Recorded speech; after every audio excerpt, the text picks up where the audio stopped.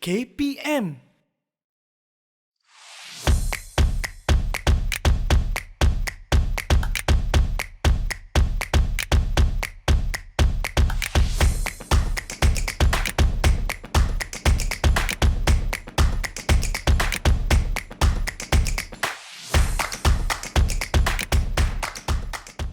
Assalamualaikum, salam sejahtera penonton Didik TV KPM. Anda sedang bersama-sama saya Nisa K bagi program Bina Upaya Guru, di mana program ini kita nak memaparkan kemenjadian guru, kita nak memaparkan laluan kerjaya, laluan guru sama ada menjadi guru biasa, pencarah maupun guru-guru yang terlibat di dalam bidang pentadbiran. Baiklah, hari ini satu lagi topik yang akan kita bincangkan bersama-sama dengan tetamu jemputan kita pada hari ini. Saya bukakan gelanggang episod kita pada hari ini, di mana program kelayakan profesional pemimpin pendidikan kebangsaan atau lebih dikenali sebagai NPQEL, National Professional Qualification for Education Leaders. Ini merupakan satu inisiatif di mana inisiatif latihan dalam perkhidmatan di mana tujuannya untuk membentuk kumpulan pemimpin pelapis menjadi pengetua, menjadi guru besar, yang mana mereka dilatih menjadi pelapis yang berprestasi tinggi dan bakal merajai sekolah-sekolah di seluruh Malaysia. Dan untuk membincangkan topik kita pada hari ini, tetamu saya cukup istimewa. Kita ada yang berusaha, Dr. Mahazizi Harun, yang merupakan Ketua Jabatan Pembangunan Pengurus Pemimpin dan Eksekutif Pendidikan Pusat Pembangunan Kepimpinan Pendidikan dari Institut Aminuddin Baki. Apa khabar? Terima kasih. Terima kasih. Doktor, kerana sudi bersama-sama dengan kami di sini pada hari ini membincangkan satu lagi topik yang saya kira penting untuk kita beri penjelasan kepada penonton di luar sana untuk mengetahui tentang lebih lanjut tentang NPQEL, betul ya? NPQEL. NPQEL. Saya pun dah kena ingat juga NPQEL, di mana ahli falsafah Yunani Aristotle ada mengatakan dia tidak boleh menjadi pengikut baik, tidak akan menjadi pemimpin yang baik. Ini bermakna kalau kita tidak mendapat menjadi pengikut yang baik kepada ketua kita, kita juga tidak akan berpotensi untuk menjadi ketua yang baik. Ya, jadi formula yang sangat mudah, kita mempunyai ramai pengikut yang berkualiti, yang hebat-hebat, maka bakat-bakat pelapisnya besar. Jadi kita senang untuk memilih bakat pemimpin pada masa hadapan. Baiklah doktor, kita dah sedia maklum, rakyat Malaysia sedia maklum untuk memastikan sekolah-sekolah ini ada sekolah-sekolah yang berprestasi tinggi. Pemimpin-pemimpinnya juga pasti pemimpin-pemimpin perlulah menjadi yang berkualiti, perlulah menjadi yang berprestasi tinggi. Jadi mungkin doktor boleh kongsikan kepada penonton Bina Upaya Guru, apakah program yang telah dilaksanakan setakat ini untuk melatih, kita fokus kepada pengetua dan bakal-bakal guru besar di sekolah-sekolah, ya doktor? Silakan doktor. Ya, terima kasih Nisa. Bismillahirrahmanirrahim. Assalamualaikum kepada penonton semua. Program NPQEL lah, mudah kita panggil sebagai program NPQEL ini adalah satu inisiatif latihan dalam perkhidmatan yang bertujuan untuk membentuk pemimpin-pemimpin pelapis yang akan ditempatkan di sekolah-sekolah lah. So dalam memenuhi anjakan 5 PPM ni, kita melatih bakal-bakal pengetua dan guru besar, dan ia adalah merupakan satu program yang kita bentuk berteraskan kepada kompetensi kecakapan. Dan untuk pengetahuan Nisa, bahawa program NPQEL ini adalah satu program yang menjadi prasyarat, prasyarat khusus di mana sekiranya nak menjadi pengetua dan guru besar di sekolah-sekolah di bawah Kementerian Pendidikan, peserta ataupun guru-guru yang dilatih itu mestilah lulus latihan ini dan baru boleh dilantik sebagai pengetua dan guru besar. Menarik, kerana ianya fokus kepada mereka yang menjadi pengetua dan juga guru besar. Bagaimana dengan tujuan utama, tujuan besarnya kepada NPQEL ini? Okey, tujuan utama latihan NPQEL ini adalah untuk kita menyediakan barisan kepimpinan pelapis, seperti yang Nisa sebut tadi itu, di mana kita nak pengetua dan guru besar yang berprestasi tinggi dan cemerlang dalam merajai sekolah di seluruh Malaysia. Dan program ini disusun untuk memberikan pengalaman yang terancang kepada peserta dalam memperolehi dan mempertingkat pengetahuan. Sebelum mereka masuk ke dalam latihan ini, sebenarnya mereka dah ada pengalaman. Ya, betul. Sebagai seorang guru, mereka dah dilatih sebagai seorang guru, dan laluan mereka adalah laluan kepimpinan. So bila dalam laluan kepimpinan itu, mereka seharusnya dah mempunyai basic sebagai seorang seorang pemimpin dan mereka perlu dilatih dan dipertingkatkan kemahiran mereka untuk tujuan kepimpinan dan pengurusan sekolah. Betul, saya setuju. Mereka pastinya sudah pun biasa dengan keadaan di sekolah, berurusan dengan guru dan juga bahagian pentadbiran di sekolah. Jadi ini adalah peringkat di mana mereka meningkatkan lagi prestasi mereka untuk menjadi pemimpin yang lebih atas, iaitu pengetua maupun guru besar. Jadi apakah matlamat ataupun garisan akhir yang kita sama-sama nak capai bagi NPQEL ini? Okey, pada akhirnya kita berharap supaya ilmu yang mereka dapat semasa latihan itu akan digunakan semasa mereka menjadi seorang pengetua ataupun guru besar. Itu sangat pentinglah. Kerana dengan ilmu yang diberikan, bimbingan dan latihan yang diberikan semasa mereka menjalani latihan di IAB, kita mengharapkan supaya perkara itu, latihan itu, pengetahuan itu dapat diimplementasikan semasa mereka berperanan sebagai pengetua dan guru besar. Jadi bagaimana pula dengan objektif-objektif yang telah disusun bagi program ini, NPQEL ini? Okey, satu yang pertama, latihan NPQEL ini adalah untuk membangunkan kompetensi pemimpin sekolah dalam aspek pengurusan dan kepimpinan. Itu yang pertama. Yang keduanya, NPQEL ini adalah kita nak peserta itu mengamalkan ilmu pengurusan dan kepimpinan berkesan di sekolah berpandukan latihan yang diberikan. Maksudnya dilatih dan mereka kena laksanakan berdasarkan apa yang telah dilatih tersebutlah, disesuaikan dengan kefungsian mereka di sekolah. Yang ketiganya, mereka akan memperoleh pengalaman sebenar dalam mengatasi keperluan, merancang, melaksanakan dan menilai program intervensi. Mereka akan dilatih bagaimana mereka nak mengatasi sesuatu perkara yang berlaku sekiranya mereka berhadapan dengan isu-isu semasa di sekolah. Dan yang keempatnya adalah menjalankan refleksi kendiri bagi tujuan mengatasi kekuatan dan kelemahan yang perlu diperbaikilah. Baiklah, Doktor, saya ada satu persoalan yang tercetus di hujung fikiran saya. Adakah peserta-peserta yang ingin mengikuti program kelayakan profesional ini perlu ada tahun-tahun tertentu, berapa tahun pengalaman, mungkin minimal 5 tahun, mungkin minimal 10 tahun, ada tak syarat kelayakan? Masih insya. Untuk menjadi peserta NPQEL ini ada syarat-syarat tertentu, syarat umum dan syarat khusus yang perlu mereka penuhilah sebelum mereka boleh mengikuti latihan inilah. Sekurang-kurangnya mereka ini berada di dalam laluan pentadbiran. Sebagai contoh, mereka ini perlulah seorang penolong kanan. Penolong kanan ataupun mereka daripada bahagian ataupun daripada institusi seperti PPD dan JMPN. Sekurang-kurangnya mereka ini berada di dalam laluan-laluan kepimpinan. Okey. Dan itulah antara syarat-syarat yang paling utama, berada dalam laluan kepimpinan.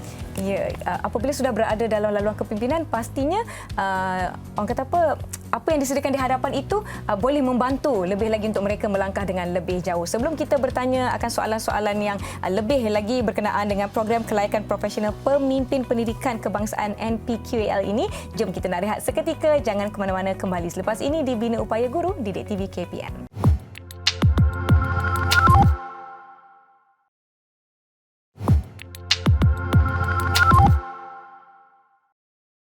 Kembali menonton Bina Upaya Guru bersama saya Nisa K dan Dr. Mahazi membincangkan tentang topik kita NPQEL ataupun Program Kelayakan Profesional Pemimpin Pendidikan Kebangsaan. Pastinya program-program seumpama ini telah dilengkapkan, telah disusun pengisian-pengisian berkualiti untuk memastikan program ini dapat membantu dengan jayanya peserta-peserta. Mungkin Doktor boleh kongsikan tentang pelaksanaan, mungkin sedikit mengenai pengisian NPQEL ini. Silakan Doktor. Okey, terima kasih Nisa.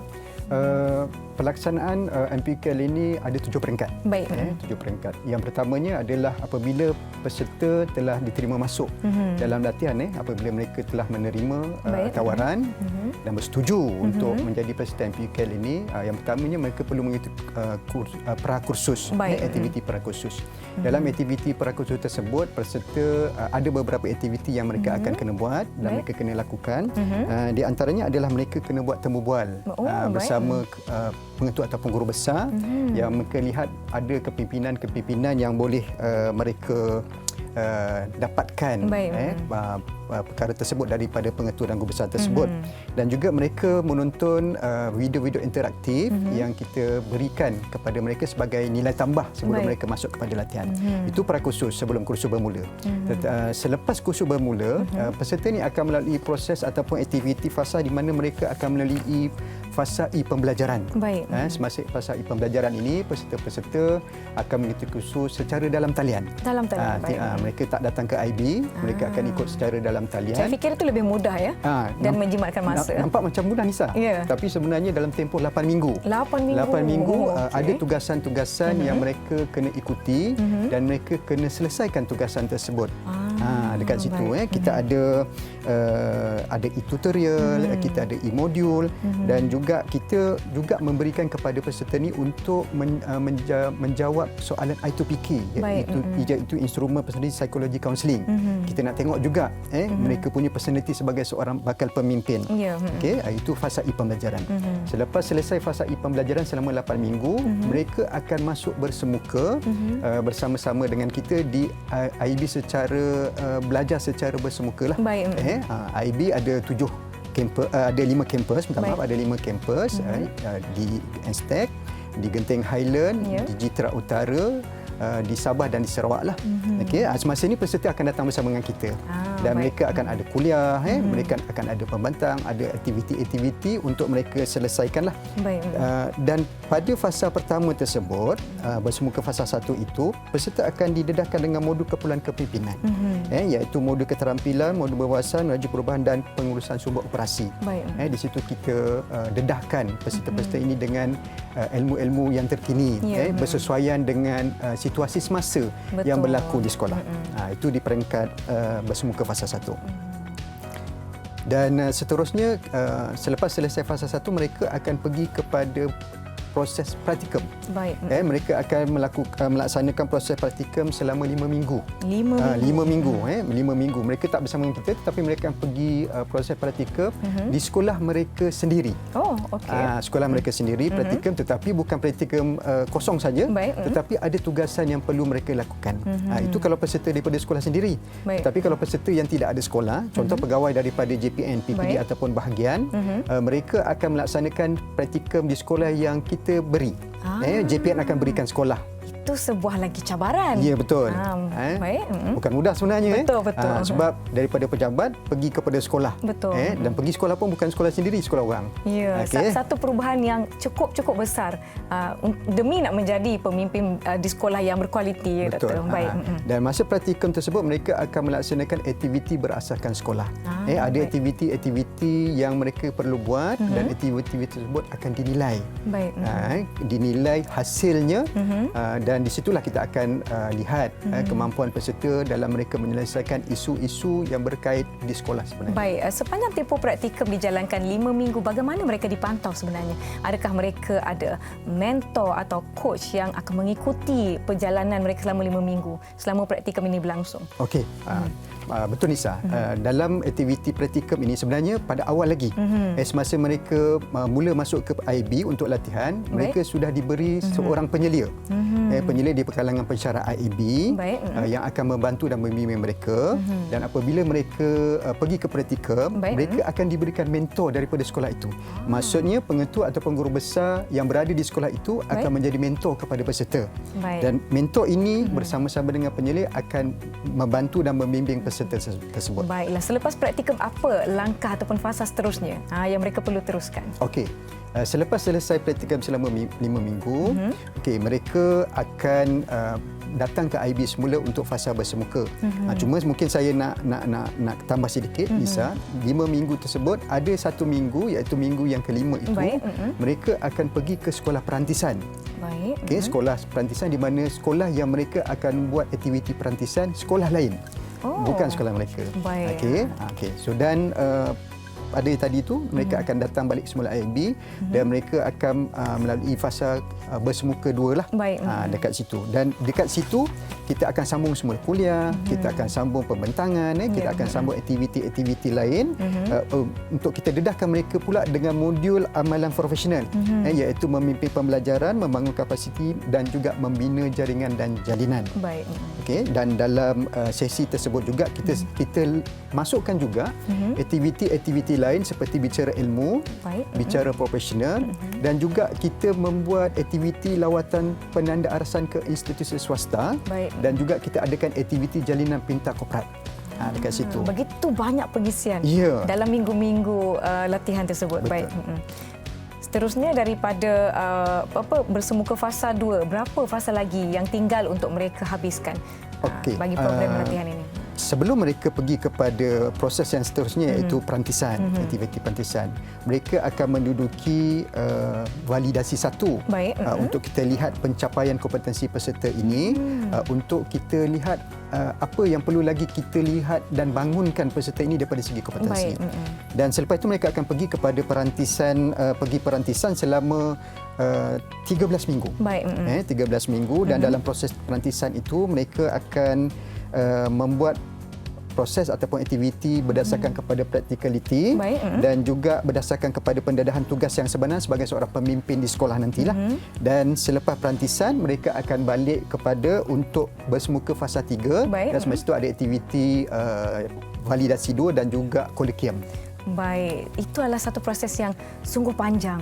Berminggu-minggu lamanya, bermacam-macam aktiviti dan juga pengisian perlu dilaksanakan, perlu orang kata apa, diselesaikan demi nak menjadi bakal pemimpin yang berkualiti. Permata pun terhasil di bawah satu tekanan yang sangat-sangat tinggi, apatah lagi kita manusia, untuk melahirkan insan yang berkualiti. Baiklah, jom kita nak rehat seketika, jangan ke mana-mana, kembali selepas ini di Bina Upaya Guru Didik TV KPM.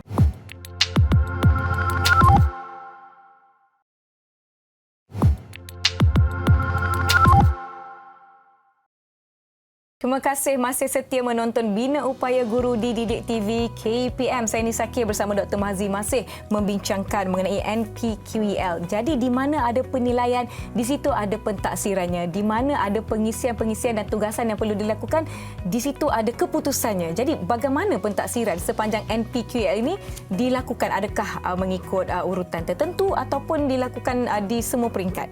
Okey, terima kasih Nisa. Baik.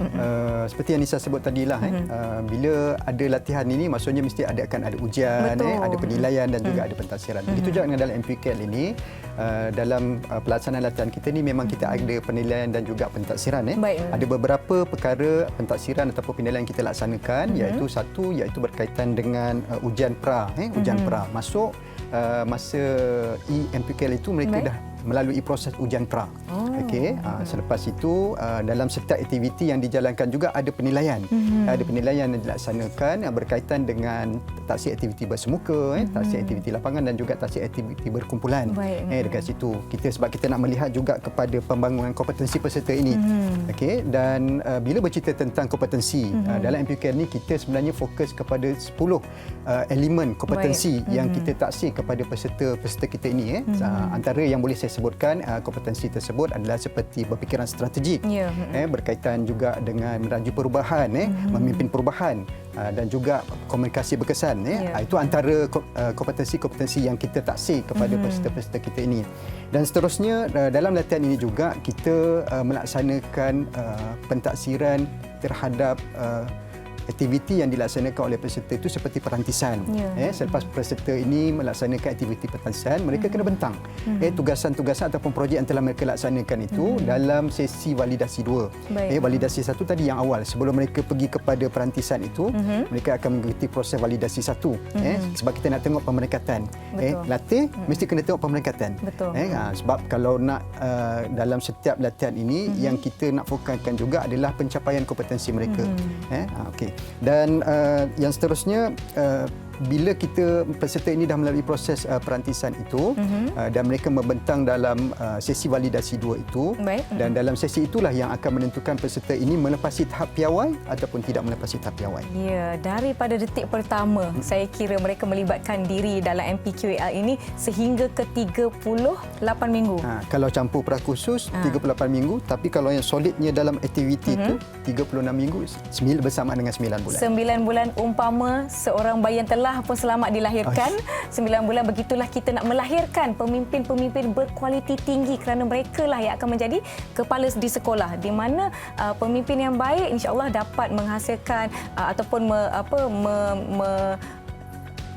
memimpin mereka-mereka di bawah mereka dengan baik dan juga dengan lebih tersusun dan memberikan lebih banyak idea untuk meningkatkan lagi prestasi sekolah di bawah pimpinannya. Sebenarnya kita dah pun tiba di penghujung rancangan. Saya terhenti sebentar tadi sebab saya fikir alamak, masa dah habis, tak dapat nak tanya lebih banyak soalan. Jadi saya nak pergi terus kepada sebagai pegawai perkhidmatan pendidikan untuk memenuhi kelayakan serta syarat-syarat permohonan NPKL ini. Apakah syarat-syaratnya dan mungkin boleh kupaskan dengan lebih lanjut bagaimana mereka nak memohon menyertai NPKL ini. Okey, terima kasih Nisa.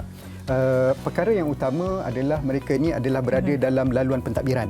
Laluan pentadbiran. Kita sebut awal tadi itu berkaitan mereka ini mungkin penolong kanan, mungkin penolong pengarah ataupun ketua KPP ke di bahagian ataupun pegawai timbalan ataupun penolong PPD. Yang penting berada di laluan pentadbiran sebab kita pengurusan kita adalah membina kepimpinan. Okey. Dan juga kita lihat bahawa iklan-iklan dikeluarkan setiap tahun. Yang ini kena alert lah. Yang ini kena cakna. Iklan akan keluar permohonan dan kita minta bagi mereka yang berkelayakan seperti penolong kanan tadi sebab mereka dah berada dalam laluan pentadbiran. Mereka kena seboleh-bolehnya mereka mohon untuk supaya kita boleh bentuk barisan pelapis kepimpinan di peringkat sekolah iaitu pengetua dan guru besar. Baik, memandangkan tempohnya untuk proses ini berlaku agak lama 9 bulan. Jadi pengambilan hanya berlaku setahun sekali. Betul. Pengambilan berlaku hanya setahun sekali, tetapi tertakluk kepada sebarang perubahan yang dikemukakan oleh Kementerian Pendidikan.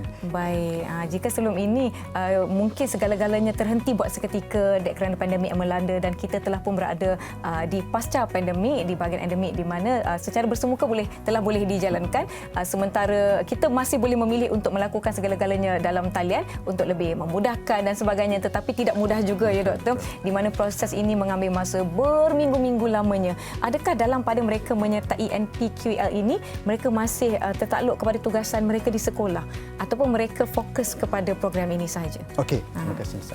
Okey, latihan NPKL ini dijalankan semasa mereka bertugas. Baik. So maksudnya tugasan-tugasan hakiki mereka akan laksanakan juga, tetapi maksudnya apabila mereka pergi ke IB, mereka akan fokus kepada latihan. Mereka akan tinggalkan sekolah selama ikut kiraan kita tadi 10 minggu lah. Dan mereka pergi ke perantisan pun mereka akan pergi ke tempat sekolah lain, mereka akan laksanakan. Cuma bila berada di sekolah sendiri, tugasan-tugasan hakiki itu perlu dilaksanakan kerana mereka tidak putus sandang daripada jawatan mereka itu. Masih lagi berperanan sebagai seorang penolong kanan ataupun guru di sekolah tersebut.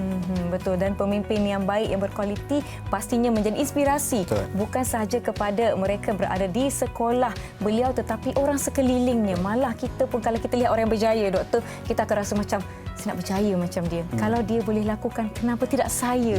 Tapi kenalah ada langkah proaktif kan. Betul. Kita kenalah ambil langkah untuk memajukan diri kita, dan bagi mereka yang sudah pun berada di laluan ini, ambillah peluang. Betul. Untuk orang kata bila sampai ke satu tahap tu mungkin selesa, tetapi tidak ada salahnya untuk kita mengembangkan lagi bakat dan juga potensi yang sedia ada. Baiklah, saya ucapkan terima kasih banyak-banyak kepada Dr. Mahazi kerana bersama-sama dengan kami hari ini bagi topik kita program kelayakan profesional pemimpin pendidikan kebangsaan. Sekali lagi saya ucapkan terima kasih kepada yang berusaha, Dr. Mahazi Siharun, Ketua Jabatan Pembangunan Pengurus, Pemimpin dan Eksekutif Pendidikan, Pusat Pembangunan Kepimpinan Pendidikan Institut Aminuddin Baki kerana bersama-sama dengan kita hari ini. Terima kasih penonton Didik TV KPM. Semoga kita bertemu lagi. Saya Nisa K.